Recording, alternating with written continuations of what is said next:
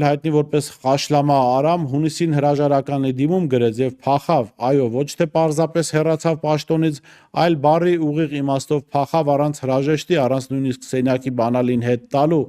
Ինչպես հայտնում է Մեդիահաբը, Հովհաննիսյանը դիմումը գրել է Փաշինյանի ուղղակի պահանջով ու նույն րոպեներին էլ լքել է իր աշխատասենյակը։ Ժամեր անց նա արդեն Հայաստանի սահմաններից դուրս էր, ըստ մամուլի նա այժմ գտնվում է ԱՄՆ-ում։ Ոստիկանապետը այնքան խուճապահար է փախել, որ նոր ոստիկանապետի նշանակման պահին անգամ ներկա չէր Փաշինյանի մասնակցությամբ միջոցառմանը։ Իսկ ինչու այսքան խուճապահար փախուստ, Խաշլամա Արամը վստահ էր, թե անձեռնմխելի է։ Ի վերջո նա տարիներ շարունակ հրաշալի ծառայել էր այս իշխանությանը, հալվող պանրի պես, լուռ ու սահուն։ Բայց պարզվեց Նիկոլ Փաշինյանը նրան օգտագործել էր որպես ապահովիչ ժողովրդի դեմ, իսկ հիմա պարզապես դեն է նետում։ Արամ Հովհաննիսյանի փախուստին նպաստել են նաև որդու շուրջ